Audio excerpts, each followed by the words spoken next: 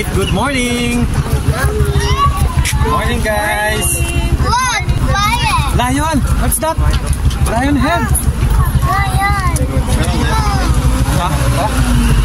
So good morning nga sa inyong lahat mga boss. Ayan, kasalukuyan nandito tayo ngayon sa may Lion's Head, dito sa may Cannon Road, Baguio City mga boss. Ayan, kung nakikita nyo, napakaraming tao.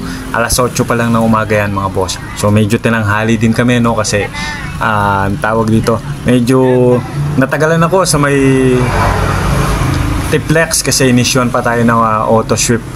Ayan, umalis tayo ng 4 AM sa Pampanga. Alas 8 na tayo nakarating dito. So halos 5 oras din kasi medyo tumagal nga sa Tiplex dun sa pag-issue ng auto sweep. Ayan, makita nyo mga boss, maraming mga tao dito sa may Lion's Head, no? Ayan, marami ka rin na mabibilan ng souvenir dito mga boss. At ayan, syempre magpipicture muna tayo. At yan lang naman yung pinupunta natin dito. At syempre makapag-relax kahit nakakapagod. Ayan, so relax tayo. Ito yung first time na punta nila dito, no, yung mga anak ko. Tsaka si IB, last punta namin dito 2012 pa mga boss, nung first anniversary namin nung magjowa pa kami.